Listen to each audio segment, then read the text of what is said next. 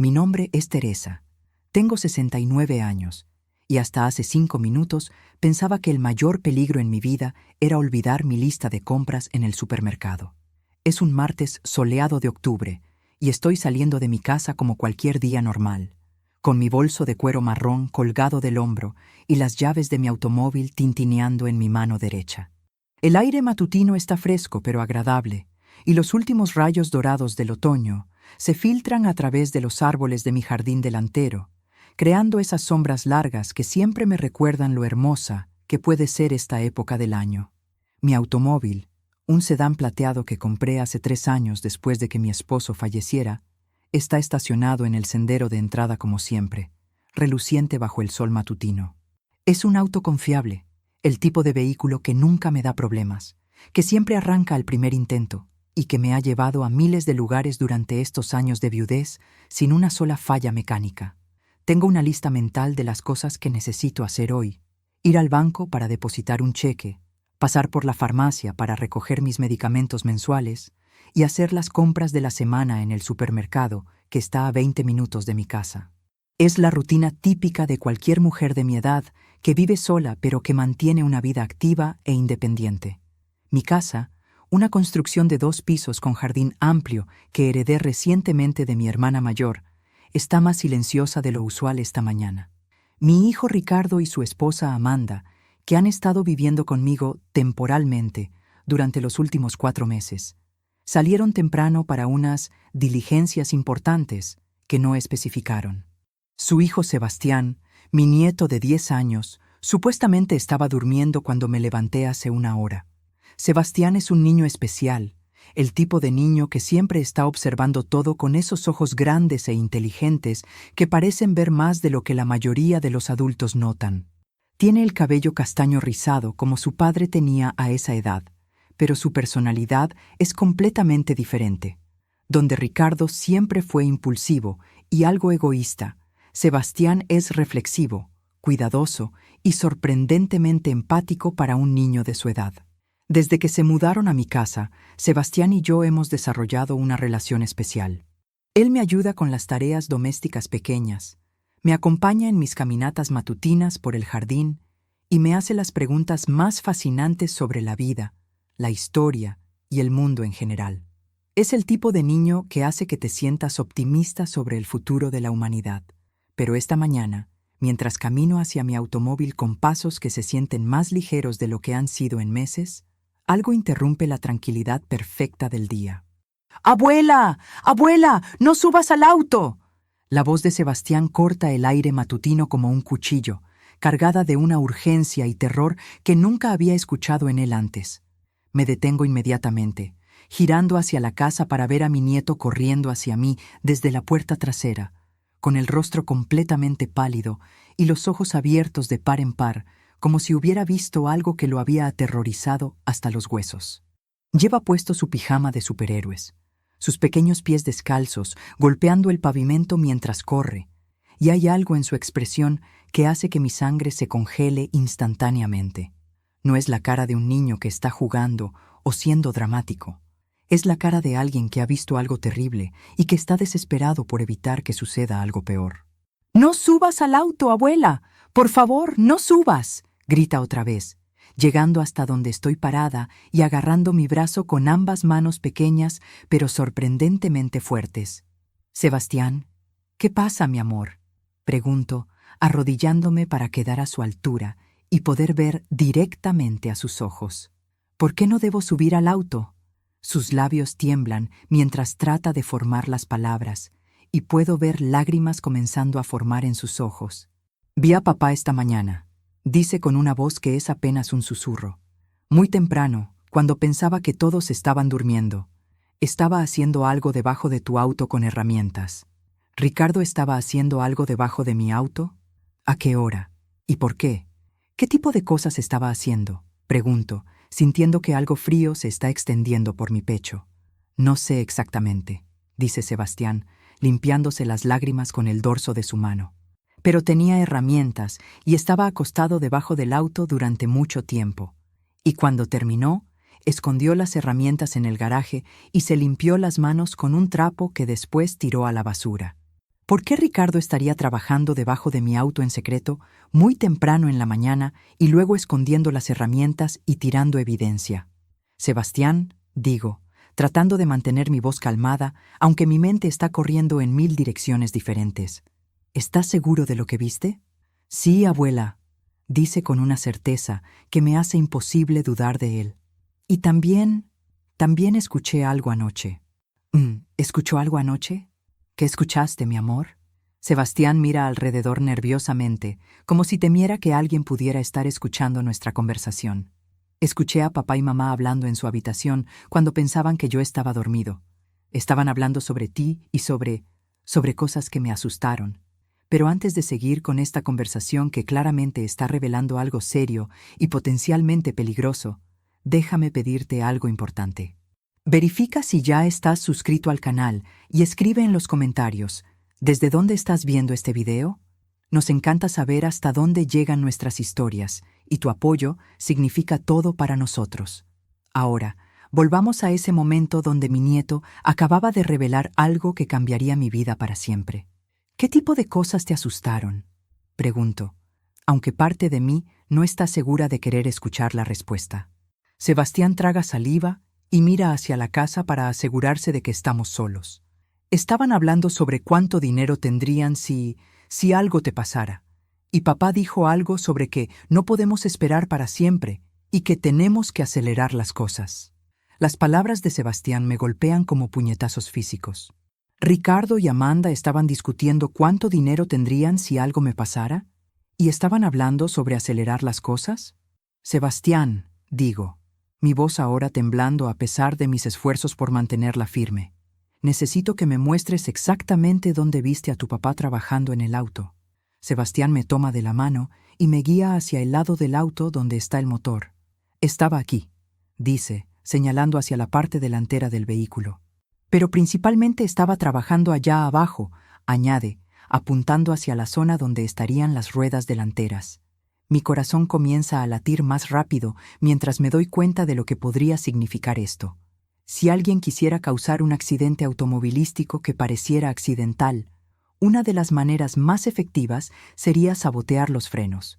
Sebastián, necesito que hagas algo muy importante para mí, digo, tomando su cara entre mis manos y mirándolo directamente a los ojos.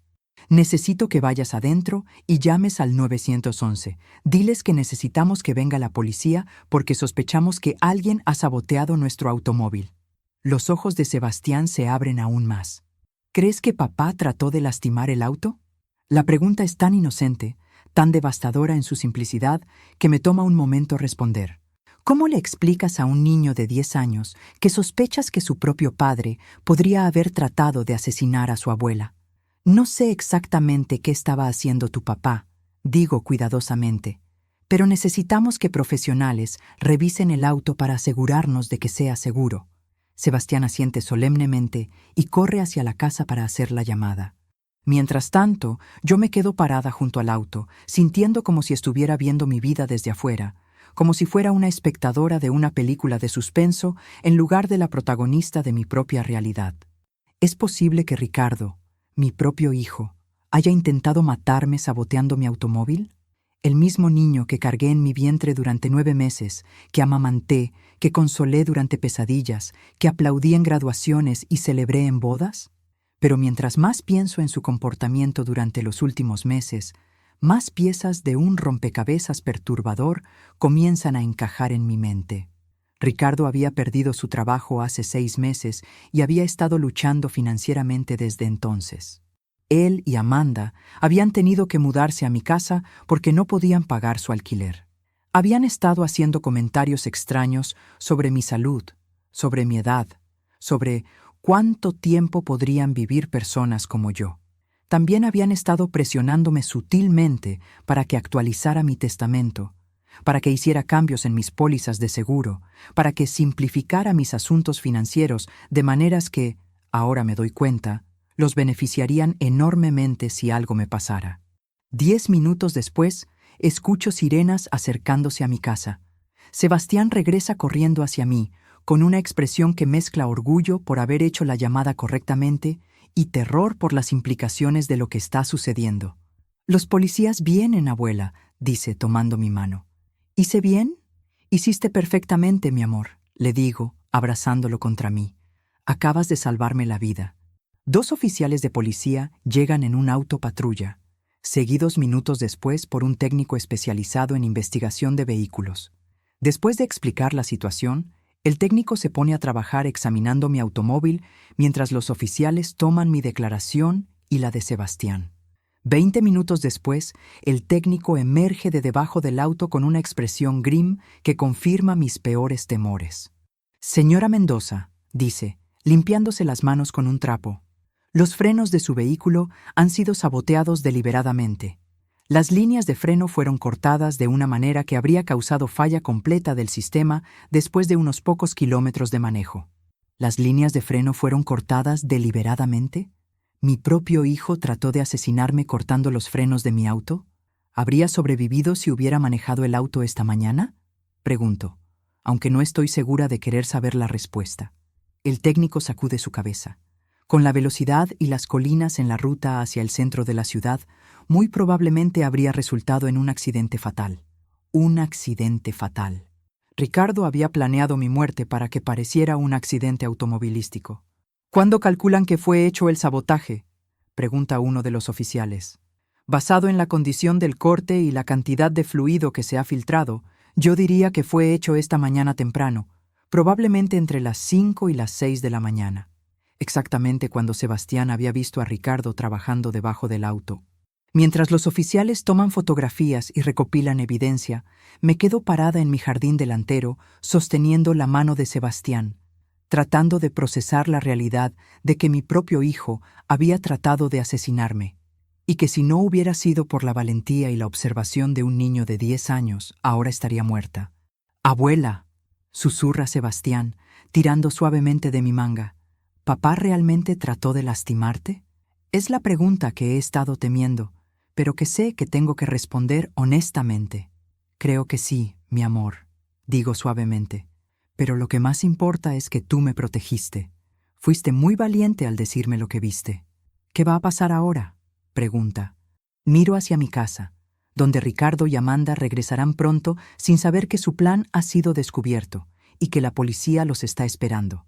Ahora, digo, vamos a asegurar que nunca puedan lastimar a nadie nunca más, porque aunque mi corazón está roto por la traición, mi determinación de proteger tanto a mí misma como a Sebastián es más fuerte que el dolor. La guerra por nuestras vidas acaba de comenzar. Mientras esperamos en mi jardín a que Ricardo y Amanda regresen, mi mente viaja hacia atrás en el tiempo, revisando los últimos 8 meses desde que heredé la fortuna de mi hermana mayor, Elena. Es extraño cómo los eventos que en su momento parecían bendiciones pueden verse completamente diferentes cuando los examinas bajo la luz de una traición tan devastadora. Elena había muerto inesperadamente de un derrame cerebral en febrero, a los 75 años. Había sido una mujer exitosa que nunca se casó ni tuvo hijos, dedicando su vida a construir un imperio inmobiliario que incluía apartamentos de lujo, oficinas comerciales, y una casa espectacular en las afueras de la ciudad donde había vivido los últimos 20 años. Durante el funeral, mientras lloraba la pérdida de la hermana que había sido mi confidente más cercana durante décadas, nunca imaginé que su muerte cambiaría tan dramáticamente mi propia vida. Elena y yo habíamos mantenido una relación estrecha a pesar de vivir en ciudades diferentes, hablando por teléfono semanalmente y visitándonos durante fiestas y ocasiones especiales. La lectura del testamento de Elena fue una sorpresa total para toda la familia. El abogado, un hombre mayor llamado licenciado Morales, que había trabajado con Elena durante años, nos reunió en su oficina una semana después del funeral para revelar sus últimos deseos. Elena fue muy específica sobre sus intenciones, había dicho el licenciado Morales, ajustándose los anteojos mientras abría la carpeta que contenía el testamento. Quería asegurar que su hermana menor, Teresa, estuviera completamente protegida financieramente durante sus años dorados. Cuando escuché las cifras exactas, casi me desmayo en la silla del abogado. Elena me había dejado todo: la casa de lujo valorada en $1,5 millones, una cartera de propiedades comerciales que generaban ingresos mensuales de más de $20,000 y cuentas de inversión que totalizaban $1,500,000. En total, había heredado una fortuna de más de $3 millones. ¿Por qué Elena me dejó todo esto a mí? Le había preguntado al licenciado Morales después de que el shock inicial comenzó a disiparse. Porque la conocía mejor que nadie, había respondido el abogado con una sonrisa triste.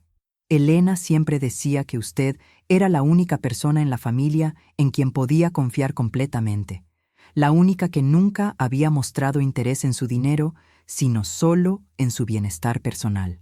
La única que nunca había mostrado interés en su dinero. En ese momento, esas palabras me habían llenado de orgullo y gratitud hacia Elena.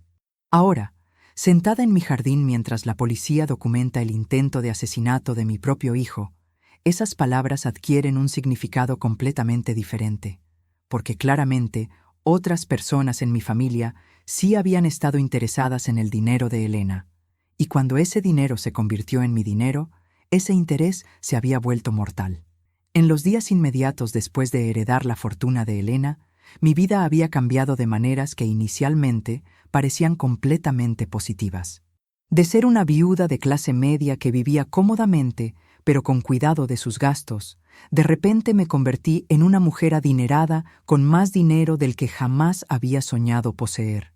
La primera decisión importante había sido mudarme a la casa de Elena, mi propia casa, donde había vivido durante 15 años con mi difunto esposo. Estaba llena de recuerdos, pero también era mucho más pequeña y menos cómoda que la mansión que Elena me había dejado. Después de mucha deliberación, decidí hacer el cambio, vendiendo mi casa anterior y estableciéndome en lo que ahora era mi nuevo hogar. La casa de Elena era realmente espectacular. 3 pisos, 6 dormitorios, 4 baños completos, una cocina gourmet, una biblioteca, un estudio y jardines que se extendían por casi 1 hectárea de terreno. Era el tipo de casa que siempre había admirado desde lejos, pero nunca había imaginado que podría llamar mía. Pero una casa tan grande se sentía solitaria para una mujer de 69 años viviendo sola. Los sonidos nocturnos que en una casa más pequeña habrían sido familiares y reconfortantes, en esta mansión se amplificaban y se volvían inquietantes. Las habitaciones vacías parecían esperar ser llenadas con voces y risas que yo no podía proporcionar por mi cuenta. Fue entonces cuando Ricardo había comenzado a visitar con más frecuencia de lo usual. Durante los primeros años después de la muerte de mi esposo, Ricardo había sido un hijo atento, pero no particularmente involucrado en mi vida diaria. Vivía en otra ciudad con Amanda y Sebastián, trabajaba como gerente en una empresa de logística, y manteníamos contacto principalmente a través de llamadas telefónicas semanales y visitas durante fiestas importantes. Pero después de que heredé la fortuna de Elena, sus patrones de contacto cambiaron dramáticamente. Las llamadas telefónicas semanales se convirtieron en llamadas diarias. Las visitas durante fiestas se expandieron a visitas sorpresa los fines de semana. Y comenzó a hacer preguntas detalladas sobre mis finanzas, mi salud y mis planes para el futuro que nunca había hecho antes. «Mamá, solo queremos asegurar que estés cuidada adecuadamente», había dicho durante una de sus primeras visitas después de la herencia. Manejar una fortuna como la que Elena te dejó es una responsabilidad enorme y no queremos que te sientas abrumada. En ese momento, había interpretado sus preguntas como preocupación filial genuina. Un hijo amoroso que quería asegurar que su madre estuviera manejando bien una transición de vida importante. Ahora me doy cuenta de que probablemente estaba evaluando mis activos y calculando cuánto valdría la pena matarme. En abril, Ricardo había perdido su trabajo. La empresa de logística había pasado por una reestructuración masiva y él había sido parte de los despidos. La pérdida del empleo había sido devastadora para él, no solo financieramente, sino también emocionalmente. A los 42 años, encontrar un trabajo comparable había demostrado ser mucho más difícil de lo que había anticipado. «El mercado laboral está terrible para personas de mi edad», me había confesado durante una llamada telefónica llena de desesperación. «Los empleadores quieren gente más joven y más barata, sin importar la experiencia que tengas. Como cualquier madre que ama a su hijo, mi respuesta había sido inmediata. ¿En qué puedo ayudarte? ¿Necesitas dinero para los gastos mientras buscas algo nuevo? Pero Ricardo había rechazado mi oferta de ayuda financiera directa. No quiero tu dinero, mamá. Había dicho con orgullo que en ese momento me había parecido admirable. Solo necesito tiempo para encontrar la oportunidad correcta. Sin embargo, en junio, cuando sus ahorros se habían agotado y no había encontrado trabajo, Ricardo había aceptado mi sugerencia de que él, Amanda y Sebastián se mudaran temporalmente a mi casa, solo hasta que me establezca en algo nuevo, había dicho cuando discutimos la posibilidad. La casa es enorme, hay muchísimo espacio, y honestamente nos harías un favor enorme. Los gastos se están volviendo imposibles de manejar. Por supuesto, había aceptado inmediatamente. La casa tenía espacio más que suficiente. Me encantaba la idea de tener la compañía de Sebastián, y parecía la solución perfecta para todos los involucrados. Pero ahora, mientras el técnico de la policía termina de documentar el sabotaje de mi automóvil, me doy cuenta de que la mudanza de Ricardo a mi casa no había sido sobre conveniencia temporal o dificultades financieras. Había sido sobre obtener acceso directo para planificar y ejecutar mi asesinato. Durante los últimos 4 meses, mientras yo pensaba que estaba ayudando a mi hijo durante un periodo difícil de su vida, él había estado estudiando mis rutinas, mis hábitos, mis horarios, buscando la oportunidad perfecta para matarme de una manera que pareciera accidental. Los signos habían estado ahí todo el tiempo, pero yo había estado demasiado ciega por el amor maternal para verlos. Ricardo había comenzado a hacer preguntas específicas sobre mis pólizas de seguro de vida. Solo quiero asegurar que todo esté actualizado. Había explicado cuando le pregunté por qué estaba tan interesado. Con todos los cambios en tu situación financiera, deberías revisar todas tus pólizas para asegurar que reflejen tu nueva realidad. Amanda había sido aún más directa en sus preguntas sobre mi testamento. Teresa, esperamos que entiendas que no estamos siendo avariciosos, me había dicho durante una conversación que ahora recuerdo con horror.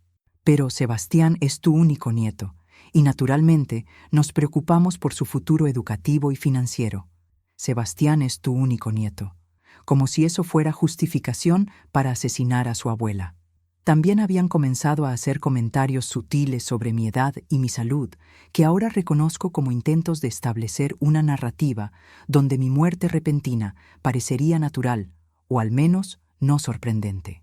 Mamá, has estado pareciendo más cansada últimamente, había dicho Ricardo durante una cena familiar el mes pasado. ¿Estás segura de que manejar todas estas responsabilidades nuevas no te está causando demasiado estrés? Teresa, deberías considerar reducir algunas de tus actividades, había añadido Amanda. Mujeres de tu edad necesitan ser cuidadosas sobre no esforzarse demasiado. Mujeres de mi edad. Como si tener 69 años automáticamente me pusiera en una categoría de fragilidad extrema. Habían estado construyendo cuidadosamente un caso para explicar por qué una mujer frágil y estresada de mi edad podría sufrir un accidente automovilístico fatal. Habían estado preparando el terreno para mi muerte durante meses, y si Sebastián no hubiera visto a Ricardo saboteando mi auto esta mañana, su plan habría funcionado perfectamente. Señora Mendoza, dice uno de los oficiales de policía, interrumpiendo mis pensamientos sombríos, ¿tiene algún lugar seguro donde puede quedarse mientras procesamos esta investigación? No recomendamos que permanezca en la misma casa que los sospechosos. ¿Un lugar seguro? La ironía es que la casa donde he estado viviendo, la casa que pensé que era mi refugio seguro, resulta ser el lugar más peligroso del mundo para mí. Puedo llamar a mi hermana menor. Digo, vive a 1 hora de aquí. Esa sería una buena idea, dice el oficial. También vamos a necesitar que mantenga a su nieto con usted. Basado en lo que nos ha contado, él podría estar en peligro también si los sospechosos se dan cuenta de que fue él quien expuso el plan. Sebastián podría estar en peligro también. Por supuesto. Ricardo y Amanda no solo habían planeado matarme. Ahora que su plan había sido expuesto, podrían ver a Sebastián como un testigo que necesitaba ser silenciado. La idea de que estos monstruos podrían lastimar a Sebastián Este niño valiente e inocente que acaba de salvarme la vida me llena de una furia que no sabía que era capaz de sentir. Oficial, digo, mi voz ahora firme con determinación. Quiero cooperar completamente con su investigación. Haré todo lo que sea necesario para asegurar que Ricardo y Amanda paguen por lo que planearon hacer. Entendido, señora Mendoza. Tendremos oficiales monitoreando la casa para cuando regresen. Mientras tanto, es importante que usted y su nieto estén en un lugar seguro. Mientras Sebastián y yo empacamos algunas cosas para ir a casa de mi hermana, mi nieto me hace una pregunta que me rompe el corazón. Abuela, ¿por qué papá y mamá querían lastimarte? No hay una respuesta fácil para esa pregunta. ¿Cómo le explicas a un niño que sus padres estaban dispuestos a cometer asesinato por dinero? Sebastián, digo, abrazándolo contra mí. A veces las personas toman decisiones muy malas cuando quieren cosas que no les pertenecen. ¿Pero no me aman? Esa es la pregunta más devastadora de todas. Porque la verdad es que personas capaces de asesinar por dinero probablemente no son capaces de amar realmente a nadie, incluso a su propio hijo. Yo te amo, le digo, y voy a asegurar que siempre estés seguro. Es una promesa que tengo la intención de cumplir, sin importar lo que cueste. Porque la guerra por nuestras vidas ha comenzado, pero ahora tengo algo que Ricardo y Amanda no esperaban. Un testigo valiente, evidencia sólida, y la determinación de una abuela que protegerá a su nieto a cualquier costo. Su plan perfecto se había convertido en su perdición perfecta, y la justicia apenas estaba comenzando. 3 horas después de descubrir el sabotaje en mi automóvil, mientras Sebastián y yo estamos refugiados en casa de mi hermana Carmen, recibo la llamada que había estado temiendo. Es Ricardo, y su voz suena completamente diferente de como la había escuchado jamás en mi vida. Mamá, ¿dónde estás? No hay cariño en su tono, no hay preocupación filial. Es la voz de alguien que acaba de descubrir que su plan, cuidadosamente elaborado, se ha desmoronado completamente. Llegamos a casa y hay policías por todas partes. Dicen que alguien saboteó tu auto. ¿Qué diablos está pasando? Ricardo, respondo, manteniendo mi voz lo más calmada posible, mientras Carmen y Sebastián me observan desde el sofá de la sala. Creo que tú sabes exactamente lo que está pasando. El silencio al otro lado de la línea se extiende durante varios segundos antes de que Ricardo responda. Cuando lo hace, su voz tiene una calidad diferente, más fría, más calculadora. Mamá, no sé qué crees que sabes, pero obviamente estás confundida. Alguien está llenando tu cabeza con ideas paranoides y necesitas regresar a casa inmediatamente para que podamos aclarar este malentendido. ¿Malentendido? ¿Llama malentendido al hecho de que cortó deliberadamente las líneas de freno de mi automóvil para asesinarme? No hay malentendido, Ricardo, digo firmemente. La policía tiene evidencia física de que mi auto fue saboteado, y tenemos testigos de quién lo hizo. Otro silencio, este más largo y más tenso. ¿Testigos? Su voz ahora suena peligrosa. ¿Qué testigos? No voy a mencionar a Sebastián directamente, pero necesito que Ricardo entienda que su crimen ha sido expuesto completamente. Testigos que vieron exactamente lo que hiciste esta mañana temprano, digo. Testigos que pueden describir exactamente dónde trabajaste en el auto y qué herramientas usaste. Mamá, ahora Amanda ha tomado el teléfono y su voz está llena de una falsa preocupación que me hace sentir físicamente enferma. Obviamente estás muy confundida y asustada. Sabemos que la edad puede hacer que las personas vean conexiones que no existen realmente. Necesitas venir a casa para que podamos cuidarte. ¿La edad puede hacer que las personas vean conexiones que no existen? ¿Estás sugiriendo que mi acusación de intento de asesinato es producto de confusión senil? Amanda, no estoy confundida, respondo. Estoy perfectamente lúcida y sé exactamente lo que ustedes planearon hacer. Teresa, su tono ahora se vuelve condescendiente, el tipo de voz que usarías para hablar con una anciana que ha perdido contacto con la realidad. Creo que necesitas ayuda médica profesional. Este tipo de paranoia y estas acusaciones irracionales son síntomas de problemas cognitivos que pueden ser tratados. ¿Problemas cognitivos? ¿Está tratando de hacer que parezca que tengo demencia para desacreditar mi testimonio? Lo único que necesito, digo, mi paciencia finalmente agotándose, Es justicia, y voy a asegurar que la obtenga. Mamá. Ricardo ha vuelto a tomar el teléfono, y ahora hay algo definitivamente amenazante en su voz. Estás cometiendo un error muy grande.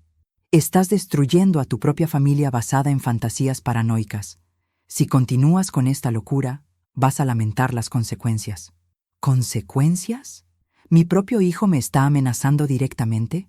Las únicas personas que van a lamentar las consecuencias son ustedes, respondo.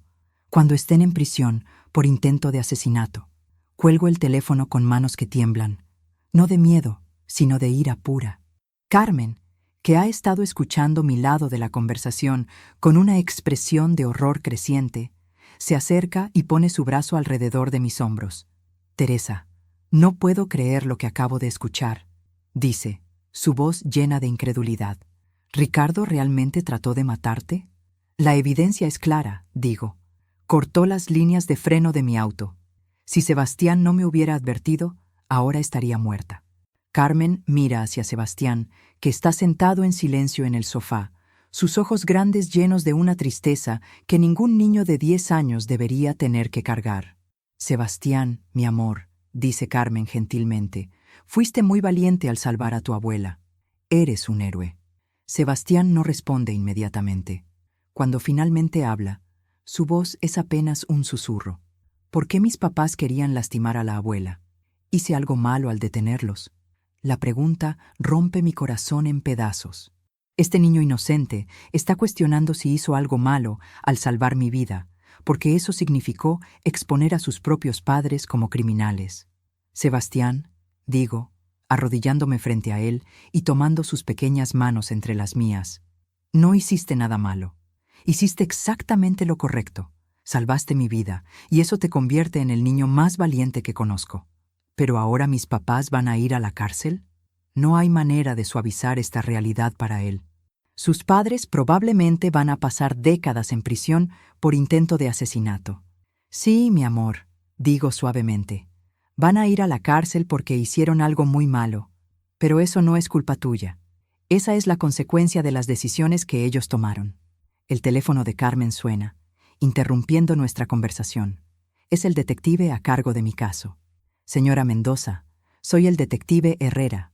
Necesito informarle que hemos arrestado a Ricardo Mendoza y Amanda Santos bajo sospecha de intento de asesinato. Sin embargo, ambos están negando los cargos y afirmando que usted está sufriendo problemas de salud mental que la han llevado a hacer acusaciones falsas. ¿Problemas de salud mental? Por supuesto que esa sería su defensa. Detective, ¿qué tipo de evidencia física tienen contra ellos? Tenemos el sabotaje documentado del vehículo, herramientas manchadas con fluido de frenos que encontramos en el garaje de la casa, y el testimonio de su nieto sobre lo que presenció esta mañana. ¿Es suficiente para mantenerlos detenidos? Por ahora sí, pero señora Mendoza, necesito advertirle que van a intentar desacreditar tanto su testimonio como el de su nieto. Ya han contactado a un abogado que se especializa en casos donde la competencia mental de los testigos está en cuestión. Por supuesto que han contratado a un abogado especializado en cuestionar la competencia mental. Van a argumentar que soy una anciana confundida que está haciendo acusaciones irracionales y que Sebastián es un niño impresionable que ha sido influenciado por mi paranoia. Detective, ¿qué necesitamos hacer para fortalecer el caso? Necesitamos documentar que usted está completamente competente mentalmente y necesitamos evidencia adicional que respalde el motivo para el intento de asesinato. ¿Hay alguna razón por la cual su hijo y su nuera se beneficiarían de su muerte? Soy muy rica, digo simplemente. Heredé más de $3 millones hace 8 meses y Ricardo es mi único heredero. Eso establecería motivo claramente. ¿Puede proporcionar documentación de su situación financiera y de su testamento? Por supuesto. Después de colgar con el detective, Carmen y yo pasamos el resto de la tarde organizando toda la documentación que necesitaríamos para el caso. Copias de la herencia de Elena, mis pólizas de seguro de vida, mi testamento actual y registros médicos que prueben que estoy en perfecto estado mental y físico. Pero esa noche, mientras Sebastián duerme en la habitación de huéspedes de Carmen, recibo una llamada que me hiela la sangre. Es un número que no reconozco. ¿Teresa Mendoza? Sí, ¿quién habla? Soy el licenciado Ramírez. el abogado que representa a Ricardo Mendoza y Amanda Santos. Llamo porque mis clientes están muy preocupados por su bienestar mental y querían ofrecerle la oportunidad de resolver esta situación amigablemente. ¿Resolver esta situación amigablemente? ¿Se refiere a ignorar el hecho de que trataron de asesinarme? ¿Qué tipo de resolución están proponiendo?, pregunto. Mis clientes entienden que usted ha estado bajo mucho estrés desde la muerte de su hermana y la responsabilidad de manejar una herencia considerable. Están dispuestos a olvidar estas acusaciones falsas si usted acepta someterse a una evaluación médica que confirme que necesita ayuda para manejar sus asuntos. Una evaluación médica que confirme que necesito ayuda. En otras palabras, una evaluación que me declare mentalmente incompetente para que ellos puedan tomar control de mi dinero legalmente. ¿Y si me niego a esa evaluación? Entonces, procederemos con una demanda por difamación y acusaciones falsas. También presentaremos evidencia de que usted ha estado experimentando episodios de paranoia y confusión que requieren intervención médica. ¿Evidencia de episodios de paranoia y confusión? ¿Qué evidencia? ¿Qué tipo de evidencia?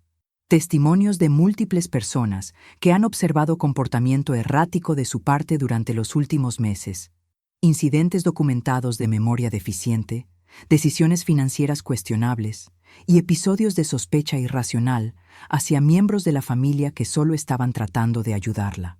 Están inventando un historial completo de incompetencia mental para justificar tanto el intento de asesinato como su plan de respaldo para obtener control de mi dinero.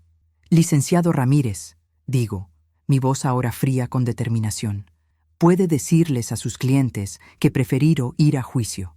Estoy completamente competente mentalmente. Tengo evidencia sólida de que trataron de asesinarme y tengo un testigo que los vio sabotear mi automóvil. Señora Mendoza, ese testigo es un niño de 10 años que claramente ha sido influenciado por su paranoia. Ningún tribunal va a darle credibilidad al testimonio de un niño contra sus propios padres basado en las fantasías de una anciana confundida. ¿Fantasías de una anciana confundida? La frase me llena de una furia que no sabía que era capaz de sentir. Licenciado, puede decirles a Ricardo y Amanda que van a pasar el resto de sus vidas en prisión. Y puede decirles que su anciana confundida tiene recursos suficientes para contratar a los mejores abogados del país para asegurar que obtengan exactamente lo que se merecen. Cuelgo el teléfono e inmediatamente llamo al detective Herrera. Detective, acabo de recibir una llamada del abogado de Ricardo y Amanda. Están tratando de hacer que parezca que tengo problemas mentales para desacreditar mi testimonio. Era de esperarse, señora Mendoza, pero no se preocupe. Tenemos evidencia física sólida y su nieto es un testigo muy creíble. Además, el hecho de que estén tratando de desacreditar su testimonio antes del juicio, en realidad, trabaja a nuestro favor. ¿Cómo? Demuestra conciencia de culpa. Si fueran inocentes, no necesitarían atacar su credibilidad mental. Esa noche, mientras me quedo despierta en la habitación de huéspedes de Carmen, reflexiono sobre lo que mi vida se ha convertido en el espacio de un solo día. Esta mañana era una viuda tranquila que planeaba ir de compras. Esta noche soy una mujer que lucha por su vida y la de su nieto contra su propio hijo. Pero una cosa está clara. No voy a permitir que Ricardo y Amanda se salgan con la suya. Van a pagar por lo que hicieron, y van a pagar caro, porque aunque el amor maternal es poderoso, el instinto de supervivencia es más fuerte, y la justicia para un niño valiente que salvó a su abuela va a prevalecer. Al día siguiente, mientras Carmen está preparando el desayuno y Sebastián dibuja en la mesa de la cocina, recibo una llamada del detective Herrera que cambia completamente la dirección de la investigación. Señora Mendoza, necesito que venga a la estación de policía cuando pueda. Sebastián también. Hemos encontrado evidencia adicional en el garaje de su casa que sugiere que este intento de asesinato fue solo parte de un plan mucho más elaborado. ¿Un plan mucho más elaborado? ¿Qué podría ser más elaborado que cortarme los frenos para matarme en un accidente que pareciera natural? ¿Qué tipo de evidencia?, pregunto. Prefiero mostrársela en persona, pero señora Mendoza, creo que va a querer sentarse cuando vea lo que encontramos. Una hora después, Carmen, Sebastián y yo estamos sentados en una sala de conferencias en la estación de policía, mirando una mesa cubierta de evidencia que me hace sentir como si estuviera viviendo en una pesadilla. Después de arrestar a Ricardo y Amanda ayer, explica el detective Herrera, obtuvimos una orden de registro para inspeccionar toda su casa. Lo que encontramos en el garaje va mucho más allá del sabotaje del automóvil. En la mesa hay fotografías de herramientas manchadas de fluido de frenos, exactamente como Sebastián había descrito. Pero también hay otras cosas que me hacen sentir físicamente enferma. Documentos, planes y evidencia de que Ricardo y Amanda habían estado planificando mi muerte durante meses. «Sebastián», dice el detective, dirigiéndose a mi nieto con una voz gentil, ¿puedes mostrarnos exactamente dónde viste a tu papá esconder las herramientas después de trabajar en el auto de tu abuela? Sebastián se acerca a las fotografías y señala una específica que muestra un gabinete de herramientas en el garaje. Ahí, dice con una voz pequeña pero firme. Las puso en ese cajón de abajo y después puso otras herramientas encima para esconderlas. Muy bien, dice el detective. Y cuando encontramos ese cajón, encontramos esto. Saca una carpeta manila gruesa y la abre sobre la mesa. Dentro hay documentos que me hacen sentir como si el piso se estuviera desmoronando bajo mis pies. El primer documento es una copia de mi póliza de seguro de vida, pero no es una copia normal. Tiene anotaciones escritas a mano en los márgenes, cálculos y fechas que claramente no puse yo. ¿Reconoce esta letra?, pregunta el detective señalando las anotaciones. Es la letra de Ricardo. Reconocería esa escritura en cualquier lugar, la misma que había visto en tarjetas de cumpleaños y cartas durante décadas. Es de Ricardo, confirmo. Las anotaciones son cálculos de cuánto dinero recibiría en caso de su muerte, tanto del seguro de vida como de la herencia. También hay fechas marcadas, incluyendo hoy. ¿Fechas marcadas incluyendo hoy? ¿Habían programado específicamente mi muerte para esta fecha? Pero eso no es todo, continúa el detective. También encontramos esto. Saca otro documento que me deja completamente sin palabras. Es una póliza de seguro de vida que nunca había visto antes. Una póliza por $500,000 con Ricardo como beneficiario único. ¿Alguna vez firmó usted esta póliza?, pregunta el detective. Estudio el documento cuidadosamente. Tiene mi nombre, mi información personal y lo que parece ser mi firma, pero no recuerdo haber firmado este documento jamás. No, digo finalmente. Nunca firmé esto, ni siquiera sabía que existía. Sospechábamos que podría ser el caso. Hemos enviado la firma para análisis forense, pero basado en las otras evidencias que hemos encontrado, creemos que Ricardo falsificó su firma para obtener esta póliza adicional.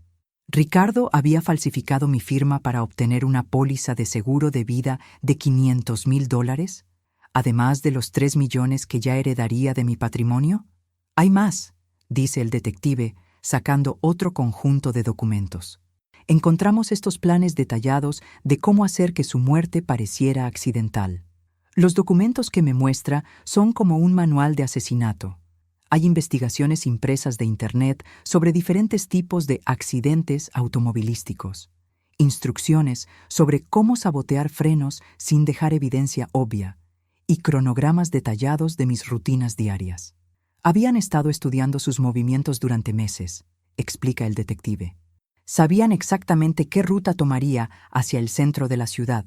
Sabían que hay varias colinas y curvas donde un accidente por frenos fallidos parecería completamente natural. Pero lo más perturbador de todo es un documento titulado Plan B, que detalla qué harían si el sabotaje del automóvil no funcionaba. ¿Plan B?, pregunto, aunque no estoy segura de querer saber la respuesta. Si el sabotaje del auto fallaba, planeaban usar una combinación de medicamentos para hacerla parecer confundida y enferma, y luego argumentar que necesitaba ser internada en una facilidad médica por su propia seguridad. ¿A medicamentos para hacerme parecer confundida? ¿Iban a drogarme para justificar internarme? Sebastián, dice el detective, dirigiéndose nuevamente a mi nieto. Además de ver a tu papá trabajar en el auto, ¿notaste alguna otra cosa extraña en las últimas semanas? Sebastián piensa por un momento antes de responder. Papá había estado poniendo cosas en la comida de la abuela, dice finalmente. ¿Poniendo cosas en mi comida? El corazón me late tan fuerte que estoy segura de que todos en la habitación pueden escucharlo. ¿Qué tipo de cosas?, preguntó. No sé exactamente qué eran, dice Sebastián, pero lo vi 2 veces poniendo polvo blanco en tu té cuando pensaba que nadie estaba mirando. Y una vez lo vi poniendo gotas de algo en tu sopa. ¿Ricardo había estado drogándome? ¿Durante cuánto tiempo? ¿Cuándo viste esto, Sebastián?, pregunta el detective. La primera vez fue hace como 2 semanas, y después lo vi otra vez hace unos días. Ahora entiendo por qué había estado sintiéndome más cansada de lo usual últimamente, por qué había tenido algunos episodios de confusión menor que había atribuido al estrés. Ricardo había estado envenenándome gradualmente, preparando el terreno para justificar que necesitaba ayuda médica. Detective, digo, mi voz temblando de ira, ¿encontraron las sustancias que estaba usando para drogarme? Sí, dice, sacando 2 frascos pequeños de evidencia. Encontramos sedantes y un medicamento que puede causar confusión temporal y pérdida de memoria a corto plazo. En las dosis que encontramos, habrían sido suficientes para hacer que pareciera que estaba desarrollando problemas cognitivos. Problemas cognitivos. Exactamente lo que su abogado había mencionado anoche cuando trató de convencerme de someterme a una evaluación médica. Pero hay algo más que necesitamos discutir, continúa el detective. Sebastián, ¿alguna vez escuchaste a tus padres hablando sobre planes específicos? Sebastián asiente lentamente. Sí, anoche, antes de que llegaran los policías, los escuché hablando en su habitación. ¿Qué dijeron? Sebastián mira hacia mí con esos ojos grandes llenos de tristeza antes de responder. Mamá le dijo a papá que si la abuela no moría en el accidente, tendrían que usar el plan B más rápido de lo que habían pensado. ¿Plan B más rápido? ¿Se refería a drogarme e internarme inmediatamente? ¿Dijeron algo más?, pregunta el detective. Sí, dice Sebastián, su voz ahora apenas un susurro. Mamá dijo que si yo causaba problemas, tendrían que lidiar conmigo también. ¿Lidiar con él también? ¿Estaban amenazando a Sebastián? La sala se queda en silencio absoluto mientras el peso de esas palabras se asienta. No solo habían planeado asesinarme, estaban considerando lastimar a Sebastián si él interfería con sus planes. Detective, digo, mi voz ahora firme con una determinación férrea. ¿Qué necesitamos hacer para asegurar que Ricardo y Amanda nunca salgan de prisión?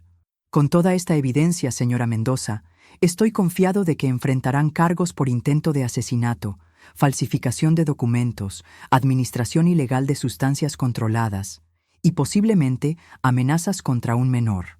Estamos hablando de múltiples décadas en prisión. ¿Y Sebastián estará seguro? Basado en lo que hemos descubierto, recomendaré que usted obtenga custodia temporal inmediata de Sebastián. Es claro que no está seguro con sus padres. Custodia de Sebastián. La idea me llena tanto de terror como de determinación.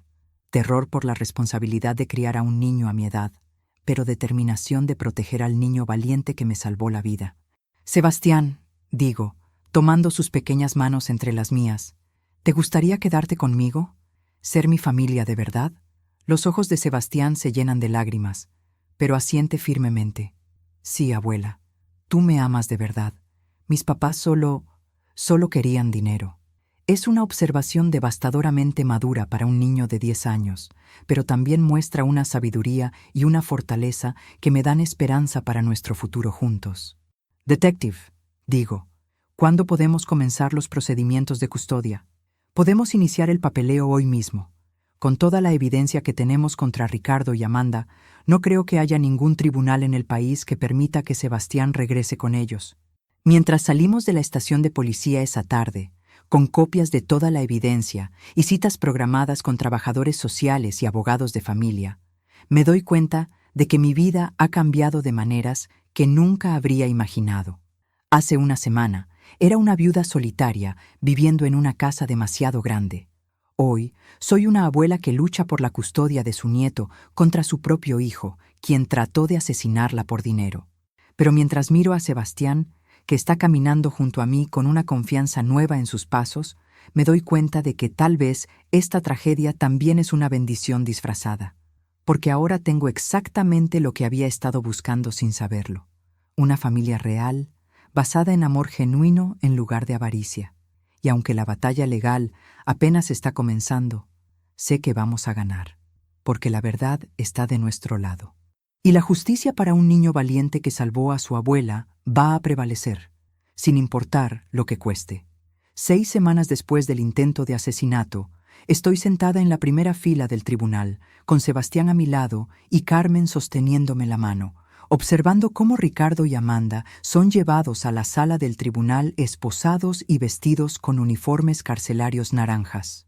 Es la primera vez que los veo desde aquella mañana terrible, y el shock de ver a mi propio hijo en esta situación me golpea como un puño en el estómago. Ricardo se ve diferente, más delgado, más pálido, con una barba descuidada que le da un aspecto que nunca había visto antes. Pero lo que más me perturba es la expresión en sus ojos cuando me mira. No hay remordimiento, no hay dolor por lo que ha perdido. Solo hay resentimiento frío y calculador. Amanda, por el contrario, parece estar actuando para las cámaras que están documentando este juicio que ha captado la atención de toda la ciudad. Tiene lágrimas en los ojos, se ve frágil y victimizada, como si ella fuera la persona que ha sufrido una injusticia en lugar de ser una de las perpetradoras de intento de asesinato. «Está actuando», susurra Sebastián en mi oído. Siempre hace eso cuando quiere que la gente sienta lástima por ella. Mi nieto, que ahora vive conmigo oficialmente, bajo custodia temporal, ha mostrado una madurez y una sabiduría que constantemente me sorprende. Durante las últimas 6 semanas, mientras preparábamos para este juicio, ha sido mi roca, mi fuente de fortaleza cuando las emociones se volvían abrumadoras. El fiscal del distrito, la doctora Morales, una mujer competente de unos 40 años que se ha especializado en casos de abuso familiar, se levanta para dar su declaración de apertura. «Miembros del jurado», comienza su voz clara y autoridad, «durante los próximos días van a escuchar evidencia sobre uno de los casos más calculados y fríos de intento de asesinato por motivos financieros que esta oficina ha procesado jamás.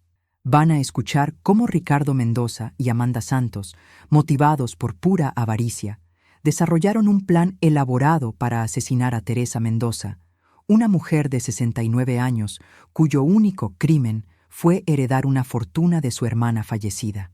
Van a ver evidencia física que demuestra cómo sabotearon deliberadamente el automóvil de la señora Mendoza de una manera que habría causado su muerte en un accidente que parecería completamente natural. Y van a escuchar el testimonio del héroe real de esta historia, Sebastián Mendoza, un niño de 10 años que tuvo el coraje de salvar la vida de su abuela, a pesar de que eso significara exponer los crímenes de sus propios padres. Mientras la doctora Morales continúa describiendo la evidencia que presentará, puedo ver las reacciones del abogado defensor, el licenciado Ramírez, el mismo hombre que me había llamado para tratar de hacer que pareciera que tenía problemas mentales. Está tomando notas furiosamente, claramente preparando su estrategia para desacreditar tanto mi testimonio como el de Sebastián. Durante los primeros 2 días del juicio, la Fiscalía presenta la evidencia física, las fotografías del sabotaje del automóvil, las herramientas manchadas con fluido de frenos, los documentos que muestran los cálculos de Ricardo sobre cuánto dinero recibiría de mi muerte. Pero el momento más impactante llega cuando presentan la póliza de seguro falsificada y los medicamentos que Ricardo había estado usando para drogarme. «Señoría», dice la doctora Morales, sosteniendo los frascos de sedantes, «estos medicamentos fueron encontrados en el garaje de los acusados, junto con un cronograma detallado de cuándo administrarlos a la víctima para crear la apariencia de problemas cognitivos». La estrategia era clara. Si el asesinato mediante sabotaje del automóvil fallaba, el plan B era drogar a la señora Mendoza hasta que pareciera mentalmente incompetente, y luego obtener control legal de su fortuna mediante tutela forzada. El tercer día del juicio es cuando Sebastián debe testificar. He estado temiendo este momento durante semanas, sabiendo que será traumático para él tener que hablar públicamente sobre lo que vio hacer a sus padres. Pero cuando Sebastián se acerca al estrado, camina con una confianza que me llena de orgullo. Está vestido con su mejor traje, el cabello peinado cuidadosamente, y tiene una determinación en sus ojos que me recuerda que este niño es más fuerte de lo que cualquiera de nosotros había imaginado. «Sebastián», dice la doctora Morales gentilmente. ¿Puedes decirnos qué viste la mañana del intento de asesinato? Vi a mi papá trabajando debajo del auto de mi abuela muy temprano en la mañana, dice Sebastián, su voz clara y firme. Tenía herramientas y estaba ahí durante mucho tiempo. Después escondió las herramientas y tiró un trapo sucio a la basura. ¿Y qué hiciste cuando viste a tu abuela salir hacia el auto? Corrí y le grité que no subiera, dice Sebastián. Sabía que papá había hecho algo malo al auto. ¿Cómo sabías que había hecho algo malo? Porque la noche anterior escuché a mis papás hablando sobre cuánto dinero tendrían si algo le pasaba a la abuela. Y papá dijo que no podían esperar más tiempo. El silencio en el tribunal es absoluto mientras las palabras de Sebastián se asientan. Puedo ver a algunos miembros del jurado limpiándose los ojos, claramente movidos por el testimonio de este niño valiente. Sebastián, continúa la doctora Morales, ¿alguna vez viste a tu padre hacer algo más a la comida o bebida de tu abuela? Sí, dice Sebastián sin vacilar. Lo vi poniendo polvo blanco en su té y gotas en su sopa. Cuando le pregunté qué era, me dijo que eran vitaminas especiales para ayudar a la abuela a sentirse mejor. Pero no eran vitaminas, ¿verdad? No. Después de que pusiera las cosas en la comida, la abuela siempre se veía más cansada y confundida. Cuando llega el turno del licenciado Ramírez para el contrainterrogatorio, su estrategia se vuelve inmediatamente clara. Va a tratar de hacer que Sebastián parezca un niño confundido que ha sido influenciado por mi supuesta paranoia. Sebastián, dice el licenciado Ramírez, con una voz que trata de sonar amable, pero que tiene un filo manipulador. Tú amas mucho a tu abuela, ¿verdad? Sí, responde Sebastián. Y te gustaría hacer cualquier cosa para protegerla, ¿correcto?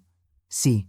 ¿Es posible que tu abuela te haya dicho que tenías que decir estas cosas sobre tus padres? La pregunta me hace sentir físicamente enferma. Está acusándome de manipular a Sebastián para que mienta sobre sus propios padres. Pero Sebastián responde con una claridad que deja sin habla al abogado defensor. Nadie me dijo que dijera nada, dice firmemente. Vi lo que vi y escuché lo que escuché. Mi abuela nunca me pidió que mintiera sobre mis papás. Ella ni siquiera sabía que yo había visto a papá trabajando en su auto hasta que se lo dije. Pero Sebastián, insiste el licenciado Ramírez, ¿no es verdad que tu abuela ha estado confundida últimamente? ¿Que ha estado diciendo cosas que no tienen sentido? No, dice Sebastián con una fuerza que resuena por todo el tribunal. Mi abuela no está confundida. Mis papás la estaban drogando para hacerla parecer confundida. Es en ese momento que Ricardo pierde completamente el control. ¡Eso es suficiente!, grita desde la mesa de los acusados, poniéndose de pie tan violentamente que su silla se vuelca hacia atrás. No voy a permitir que mi propio hijo me traicione basado en las mentiras de una vieja amargada. ¡Señor Mendoza!, grita el juez, golpeando su martillo. ¡Siéntese inmediatamente! Pero Ricardo no se sienta. En cambio, se vuelve hacia mí con una expresión de odio puro que me hace entender completamente de qué tipo de monstruo había sido capaz. «Todo esto es culpa tuya», me grita a través del tribunal. «Elena debería haber dejado ese dinero a alguien que pudiera apreciarlo realmente. Tú no mereces esa fortuna. Eres una anciana inútil que va a desperdiciar todo lo que Elena trabajó para construir». «Señor Mendoza», el juez está golpeando su martillo repetidamente. Controle a su cliente o enfrentará cargos adicionales por desacato. Pero Ricardo no ha terminado. Sus años de resentimiento reprimido están saliendo como lava de un volcán. Amanda y yo necesitábamos ese dinero, continúa gritando. Tenemos deudas, tenemos responsabilidades. Tú vas a vivir tal vez 10 años más y vas a gastar todo en tonterías médicas y cuidadores. Nosotros podríamos haber usado ese dinero para construir algo real. ¿Algo real? ¿Cómo qué? ¿Más planes criminales? Y sí, grita, ahora completamente fuera de control. Sí cortamos los frenos de tu auto, porque alguien de tu edad no debería estar manejando de todos modos. Era solo cuestión de tiempo antes de que te mataras en un accidente. Solo aceleramos lo inevitable. El tribunal explota en caos. Los oficiales se mueven para restringir a Ricardo. Los reporteros están escribiendo furiosamente y el juez está amenazando con declarar un receso. Pero Amanda, Viendo que la confesión pública de Ricardo ha destruido cualquier posibilidad de defensa, decide duplicar la apuesta. «Todo es verdad», grita, poniéndose de pie también. Teresa es una anciana egoísta que se está aferrando a dinero que no ganó. Elena trabajó toda su vida para construir esa fortuna y ahora esta mujer la va a desperdiciar en cosas estúpidas. «Teníamos derecho a ese dinero», continúa Amanda. «Ricardo es hijo de Teresa. Ese dinero debería ser suyo por derecho. Solo estábamos tomando lo que nos pertenecía legítimamente». ¿Tomando lo que les pertenecía? ¿Mediante asesinato? Y Sebastián. Amanda se vuelve hacia su propio hijo con una expresión de odio que me hace querer protegerlo físicamente. Sebastián arruinó todo. Ese niño traicionó a su propia familia. Debería estar agradecido de que estábamos tratando de asegurar su futuro financiero. Es entonces cuando Sebastián hace algo que me llena de orgullo y horror al mismo tiempo. Se pone de pie en el estrado y mira directamente a sus padres. «Ustedes no son mi familia», dice con una voz que es fuerte y clara. «Mi familia es mi abuela, que me ama sin querer hacerme daño. Ustedes solo querían dinero y estaban dispuestos a matar para conseguirlo». «¡Silencio!». El juez finalmente logra restaurar orden en el tribunal. «Oficiales, remuevan a los acusados inmediatamente. Este tribunal está en receso». Mientras Ricardo y Amanda son arrastrados fuera del tribunal, ambos gritando acusaciones y justificaciones, me quedo sentada en mi lugar, sosteniendo a Sebastián contra mí, tratando de procesar lo que acaba de suceder. Mi hijo y su esposa acaban de confesar públicamente, frente a un tribunal lleno de gente, que habían tratado de asesinarme porque sentían que tenían derecho a mi dinero, y habían culpado a su propio hijo de 10 años por arruinar sus planes criminales. «¿Abuela?», susurra Sebastián contra mi hombro. «¿Ya terminó? ¿Ya no pueden lastimarnos?». «Ya terminó, mi amor», le susurro de vuelta. «Ya nunca podrán lastimarnos». Porque después de esas confesiones públicas, no hay duda de que Ricardo y Amanda van a pasar el resto de sus vidas en prisión. Y Sebastián y yo somos finalmente libres para construir la familia que merecemos. Una familia basada en amor real, no en avaricia y traición. Con manos que apenas podían sostener el papel, comencé a leer la carta de Alberto. Su letra, tan familiar para mí después de tantos años juntos, parecía cobrar vida en las páginas, como si él mismo estuviera hablándome desde algún lugar más allá de la muerte. «Mi querida Teresa», comenzaba, «si estás leyendo esto, significa que ya no estoy a tu lado. Significa que el cáncer finalmente ganó la batalla que traté de pelear en secreto durante estos últimos 2 años. Y significa que Carlos y Mónica probablemente ya han intentado destruir todo lo que construimos juntos. Tuve que detenerme. ¿2 años? ¿Alberto había estado enfermo durante 2 años y nunca me lo dijo? Sé que debes estar furiosa conmigo por no haberte contado sobre mi enfermedad. Continuaba la carta, como si pudiera leer mis pensamientos. Pero te conocía demasiado bien, mi amor. Sabía que si te enterabas, habrías dedicado cada segundo de tu vida a cuidarme, descuidando tu propia salud y tu propio bienestar. Y yo no podía permitir eso. En lugar de eso, utilicé ese tiempo para preparar algo que te protegiera cuando yo ya no estuviera. Mis lágrimas caían sobre el papel, pero continué leyendo. Durante los últimos 2 años, he estado investigando a Carlos. Quería estar equivocado, Teresa. Quería creer que nuestro hijo era el hombre que aparentaba ser. Pero cuanto más investigaba, más evidencia encontraba de su verdadera naturaleza. Las deudas de juego que había acumulado, las inversiones fraudulentas, las amenazas que había recibido de personas muy peligrosas. Mi cuerpo entero temblaba. Alberto había sabido todo y no me había dicho nada. Contraté investigadores privados, continuaba la carta, contadores forenses, abogados especializados en protección de activos. Y juntos, durante esos 2 años, construimos algo hermoso, algo que Carlos nunca podría tocar, no importa cuánto lo intentara. Pasé a la siguiente página, donde Alberto había incluido una serie de documentos legales con explicaciones detalladas. Resultó que la transferencia de la casa a nombre de Carlos que el abogado corrupto había anunciado en la lectura del testamento era completamente falsa. Alberto había previsto exactamente ese escenario y había tomado medidas para proteger todo. Verás, mi amor, explicaba Alberto en su carta, la casa que está en mi testamento oficial es solo eso, una casa. Pero no es nuestra casa. Es una propiedad que compré hace año y medio específicamente para este propósito. Una casa vieja en las afueras de la ciudad que necesita tantas reparaciones que vale prácticamente nada. Esa es la casa que Carlos acaba de heredar. No pude evitar reír a través de mis lágrimas. Incluso desde la tumba, Alberto estaba protegiéndome con su inteligencia característica. Nuestra verdadera casa, la que compartimos durante 42 años, la que contiene todos nuestros recuerdos, nunca estuvo a mi nombre, continuaba.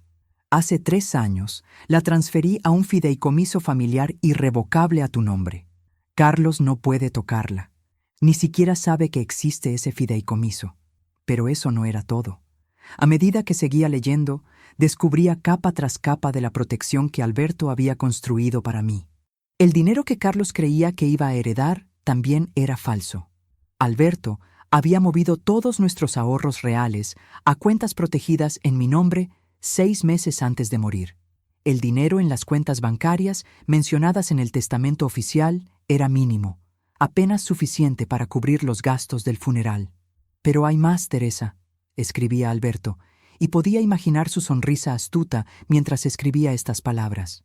Mucho más. Abrí la siguiente carpeta en la caja fuerte. Esta estaba etiquetada como evidencia. Dentro había fotografías. Decenas de fotografías. Carlos en casinos, apostando cantidades enormes de dinero. Carlos reuniéndose con personas que claramente eran prestamistas ilegales. Carlos falsificando mi firma en documentos que intentaban usar la casa como garantía para sus deudas. Había también grabaciones de audio. Con manos temblorosas, encontré el pequeño dispositivo de audio que Alberto había incluido en la caja fuerte y presioné play en la primera grabación. Era la voz de Carlos, clara como el cristal. No me importa lo que tenga que hacer. Esa casa debería ser mía. Ellos ya están viejos. ¿Qué necesitan con una propiedad tan grande? Voy a encontrar la manera de quitársela, legal o ilegalmente. Y la voz de Mónica, su esposa, respondiendo: Tu padre es viejo, frágil. Los medicamentos que toma podrían mezclarse con otras cosas. Podría parecer un accidente. Sentí náuseas. Mi propio hijo, mi propia nuera, hablando de asesinar a Alberto.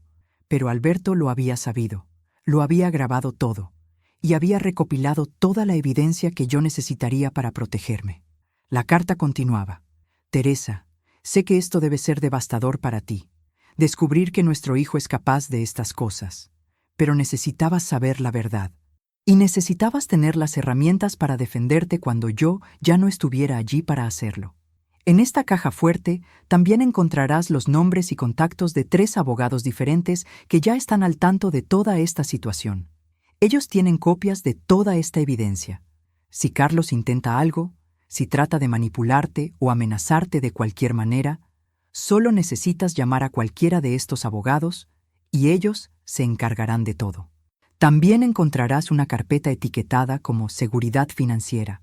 Dentro están todos los detalles de las cuentas, inversiones y propiedades que están protegidas a tu nombre. Es suficiente dinero para que vivas cómodamente el resto de tu vida sin tener que depender de nadie. Abrí esa carpeta y quedé atónita. No tenía idea de que Alberto había sido tan meticuloso, tan cuidadoso. Había planificado hasta el más mínimo detalle. Pero lo más importante, Teresa, concluía su carta, es que quiero que sepas que nada de esto es tu culpa. Tratamos de criar a Carlos lo mejor que pudimos. Le dimos amor, educación, valores. Pero algunas personas simplemente eligen un camino diferente. Y esa fue su elección, no la nuestra. Eres la mujer más fuerte que he conocido. Sé que esto es difícil, pero sé que tienes la fuerza para superarlo. Y sé que tomarás las decisiones correctas sobre cómo manejar esta situación. Vive, mi amor. Vive plenamente. Viaja a todos esos lugares que siempre quisiste visitar. Compra ese piano que siempre quisiste tener. Toma clases de pintura. Haz todas esas cosas que posponías porque creías que debías esperar por mí. No esperes más. Yo estaré contigo en cada paso, en cada momento, en cada decisión que tomes. Con todo mi amor, ahora y siempre, Alberto. Sostuve la carta contra mi pecho y lloré. Lloré por el hombre maravilloso que había perdido. Lloré por el hijo que creí tener y que resultó ser un extraño. Lloré por todos los años que Alberto había sufrido en silencio, protegiéndome incluso de su propia muerte inminente. Pero también lloré lágrimas de gratitud, porque incluso en su ausencia, Alberto seguía siendo mi protector, mi compañero, mi amor verdadero. No sé cuánto tiempo estuve allí, en ese piso frío, rodeada de documentos y evidencia, pero eventualmente me sequé las lágrimas y comencé a pensar con claridad. Carlos y Mónica estaban abajo, probablemente celebrando lo que creían era su victoria. Probablemente ya estaban haciendo planes sobre cómo vender su casa y gastar su herencia. Pero yo tenía algo que ellos no tenían. Tenía la verdad, tenía evidencia, y tenía un plan que Alberto había preparado meticulosamente para este momento exacto. Me levanté del suelo, guardé cuidadosamente todos los documentos en la caja fuerte, y me miré en el espejo del dormitorio. Mis ojos estaban rojos de tanto llorar, pero había algo nuevo en ellos también. Determinación. Fuerza. Carlos pensaba que me había destruido con su traición. Pensaba que me había dejado sin nada, vulnerable y derrotada. Pero estaba a punto de descubrir que había subestimado gravemente a su madre, y había subestimado aún más al hombre que había sido su padre. Bajé las escaleras con paso firme y seguro. Carlos y Mónica estaban en la sala, exactamente donde los había dejado. Estaban riendo, brindando con el champán caro que habían sacado de la cocina, ese champán que Alberto y yo habíamos estado guardando para una ocasión especial. «Ah, Teresa», dijo Carlos cuando me vio, su tono condescendiente y victorioso. «Espero que hayas tenido tiempo de procesar todo esto. Sé que debe ser difícil para ti, pero créeme, esto es lo mejor para todos. La casa es demasiado grande para ti de todos modos. Probablemente deberíamos empezar a buscar un lugar más apropiado para que vivas. Algo pequeño. Quizás un apartamento de un dormitorio en un área más económica. O tal vez, agregó Mónica con una sonrisa falsa, podríamos encontrar uno de esos asilos de ancianos. Hay algunos muy buenos en la ciudad. Podrías hacer amigas de tu edad. Los miré a ambos, estos dos extraños que pensaban que me habían derrotado, y sonreí. No fue una sonrisa amarga o sarcástica. Fue una sonrisa genuina, llena de la confianza que viene de saber algo que ellos no saben. «Saben», dije tranquilamente. «Alberto me dejó algo más que solo tristeza. Me dejó verdad». La sonrisa de Carlos vaciló ligeramente. «¿De qué estás hablando?» «Estoy hablando de la caja fuerte en nuestro dormitorio, la que tú no sabías que existía, la que contiene toda la evidencia de lo que realmente eres». El color desapareció del rostro de Carlos. Mónica dejó de sonreír inmediatamente. «No sé qué crees que encontraste, pero...», comenzó Carlos. «Fotografías», lo interrumpí, mi voz ahora más fuerte, más segura. «De tus visitas a casinos, grabaciones de audio de tus conversaciones sobre cómo quitarnos la casa, evidencia de que falsificaste mi firma en documentos legales, e incluso grabaciones de conversaciones sobre hacer que la muerte de tu padre pareciera un accidente». Mónica dejó caer su copa de champán. El sonido del cristal rompiéndose contra el suelo resonó en el silencio súbito que llenó la habitación. Eso es imposible», tartamudeó Carlos, pero su cara había pasado de pálida a cenicienta. «Papá no sabía nada de...». «Tu padre lo sabía todo», dije con calma. «Durante 2 años, mientras luchaba contra el cáncer que tú nunca supiste que tenía, estuvo recopilando evidencia, protegiéndome, protegiéndonos a nosotros, porque él sí me amaba, de verdad. No como tú, que solo amas el dinero que creías que ibas a heredar». «Teresa, tienes que entender», comenzó Mónica, pero la interrumpí con un gesto de mi mano. «La casa que acabas de heredar», continué, «no es esta casa. Es una propiedad que vale prácticamente nada en las afueras de la ciudad. Esta casa, nuestra verdadera casa, nunca estuvo en el testamento porque Alberto la había transferido a un fideicomiso a mi nombre hace años. No puedes tocarla. No puedes venderla. No es tuya. Carlos se tambaleó como si lo hubiera golpeado físicamente. Y el dinero que creías que ibas a heredar, añadí, sintiendo una satisfacción que nunca había experimentado antes, tampoco existe. Alberto movió todo a cuentas protegidas en mi nombre. Lo que heredaste fueron cuentas casi vacías con apenas suficiente dinero para cubrir el funeral. Esto no puede estar pasando, susurró Carlos cayendo en el sofá. No puede ser real. Oh, pero es muy real, dije. Y hay más. Tengo los nombres de 3 abogados que ya tienen copias de toda la evidencia. Si intentas hacer algo, si tratas de manipularme o amenazarme de cualquier manera, ellos se encargarán de que pases un tiempo muy largo en prisión. Especialmente por esas conversaciones sobre hacer que la muerte de tu padre pareciera un accidente. Mónica comenzó a llorar, pero no eran lágrimas de tristeza. Eran lágrimas de frustración, de rabia, de saber que su plan perfecto había fracasado completamente. ¿Qué quieres de nosotros?, preguntó Carlos finalmente, su voz apenas un susurro.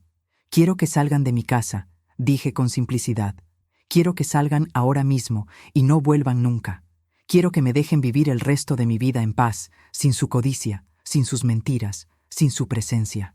Pero somos familia, comenzó Carlos. No, lo interrumpí con firmeza. La familia no hace lo que ustedes hicieron.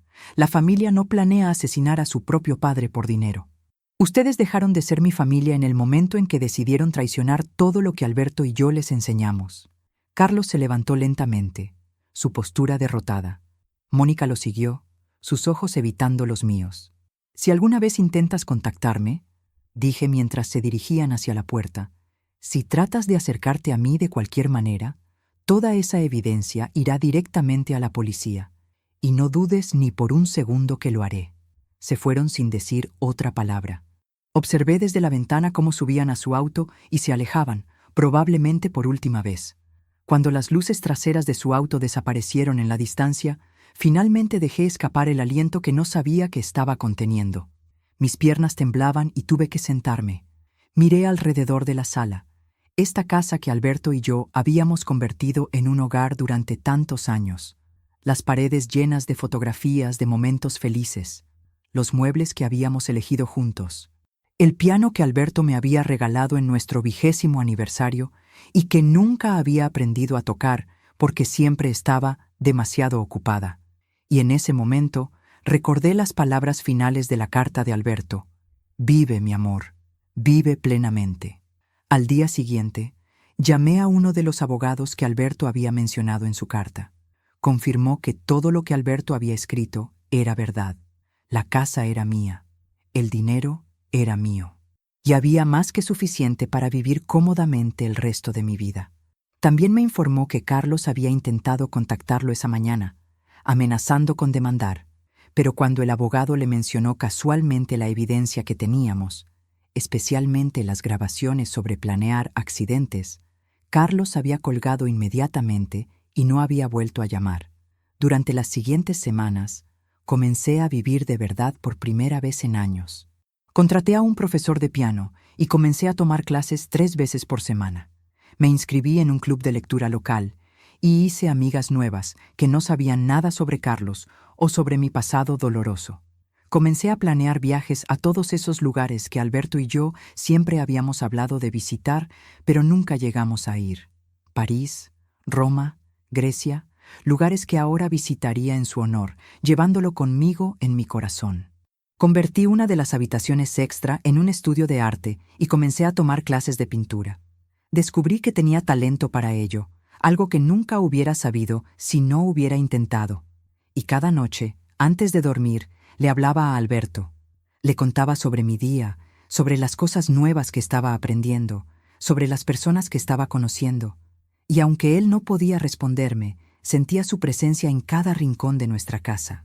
6 meses después de su muerte, recibí una llamada de uno de los investigadores privados que Alberto había contratado. Me informó que Carlos había sido arrestado por fraude financiero relacionado con inversiones ilegales. Aparentemente, después de perder su esperada herencia, había tratado de estafar a otros inversores y finalmente lo habían atrapado. Sentí una punzada de tristeza, pero no de arrepentimiento. Carlos había elegido su camino. Había tenido todas las oportunidades del mundo para ser diferente, para ser mejor, pero había elegido la codicia sobre la familia, el dinero sobre el amor. Y esa había sido su decisión, no la mía.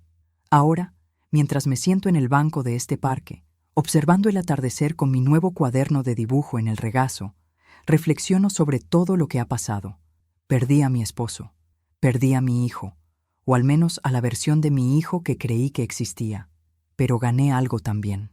Gané libertad. Gané la oportunidad de vivir el resto de mi vida en mis propios términos. Gané la certeza de que fui amada profunda y verdaderamente por un hombre extraordinario que me protegió incluso más allá de la muerte. Y gané la comprensión de que la familia no siempre es la que comparte tu sangre. A veces, la verdadera familia son las personas que eliges, las que te apoyan, las que te aman incondicionalmente. El grito de Carlos en esa lectura del testamento, ese momento que creí que iba a destruirme, terminó siendo el inicio de una nueva vida. Una vida donde soy dueña de mi propio destino, donde no tengo que responder ante nadie excepto ante mí misma. Una vida donde, finalmente, estoy aprendiendo a tocar el piano que Alberto me regaló hace tantos años. Y mientras mis dedos torpes pero determinados presionan las teclas cada noche, creando melodías que mejoran poco a poco con cada día que pasa, puedo casi escuchar la voz de Alberto susurrando: «Sabía que podías hacerlo, mi amor. Siempre supe que podías». Y sonrío, porque sé que tenía razón. Siempre tuvo razón.